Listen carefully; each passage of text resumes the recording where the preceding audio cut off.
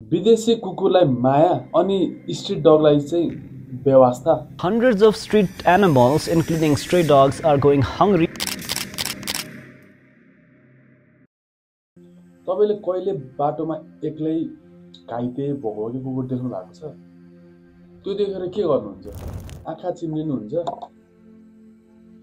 कि केवल अरूले त केही गर्न सकेको छैन, म चाहिँ अब के गर्न सक्छु भनेर अगाडि बढ्नुहुन्छ?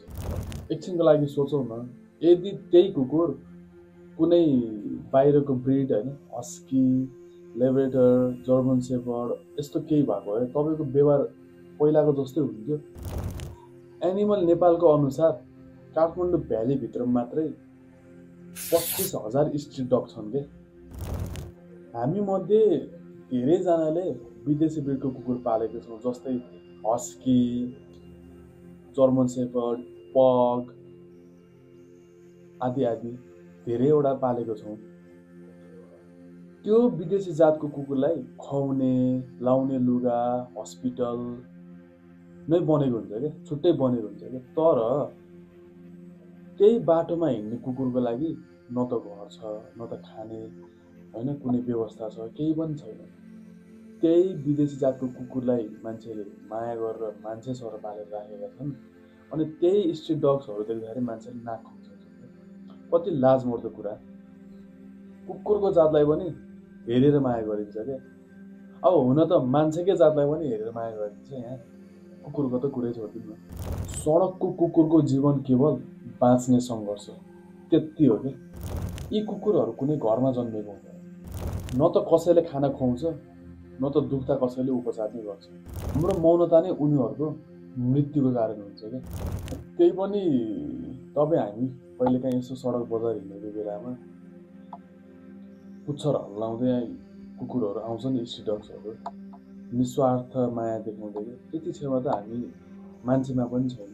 सडकमा भएको जति पनि कुकुरहरूले भोगिरहेको छ नि यो कुराहरू, यो सबै कुराहरूको जिम्मा केवल सरकारको हो भनेर सोच्नु नै हाम्रो पनि गल्ती हो क्या। जस्तै अब हाम्रो वरिपरि अगाडि नै घटेको घटनाहरू देख्दाखेरि नि हामी चुप लागेर बस्नु भनेको नै हामीले हिंसाको साथ दिनु नै हो। काठमाडौँमा वर्षौँ पछि 5,000 भन्दा बढी कुकुर रोड एक्सिडेन्ट, कसैले पिटेर अथवा पोइजनिङ गरेर मरिरहेको छन् क्या। अब हामी हरेक दिन हिरो त हुन सक्दैनौँ, तर हरेक दिन दयालु चाहिँ पक्कै हुन सक्छौँ है। घर वरिपरिको कुकुरहरूलाई सफा खानेकुरा र पानी मात्रै दिए पुग्छ।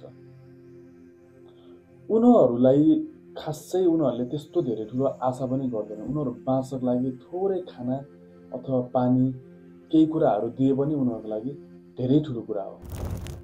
एडप्ट डोन्ट सप, यो अभियानलाई समर्थन गर्नुहोस्।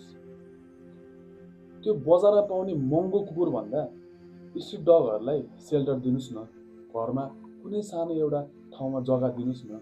उनीहरू वफादार पनि रहन्छन्, तपाईको सुरक्षा पनि गर्छन्, उनीहरूले धेरै ठुलो आश पनि गर्छन्। हामीले त्यति त गर्न सक्छौँ नि। If you guys one help those street dogs, तपाईहरू TNR कार्यक्रमबारे जानकारी लिनुहोस्। अब TNR भनेको के हो? Trap Nepal return. यो एउटा यस्तो संस्था हो जसले स्ट्रीट डगहरूको लागि केही गरौँ भनेर अगाडि बढिरहनु भएको छ। अब घरभित्रको कुकुरलाई त हामीले अवश्य माया गरि नै रहेको हुन्छौँ। धेरै समयदेखि हामीसँग बसेको हुन्छ, एउटा फ्यामिली जसरी बसेको हुन्छ, हामीले त्यसलाई माया त गर्छौँ। तर बाटोमा हिँड्ने कुकुरलाई चाहिँ माया गर्नु भनेको त्यो चाहिँ असली मानवता हो जस्तो लाग्छ मलाई चाहिँ। सडक कुकुरहरूले घर खोजिरहेको छैनन्, उनीहरूले केवल खोजिरहेको छन् त अवसर, त्यो पनि तपाईँ हामीहरूको मायाको लागि।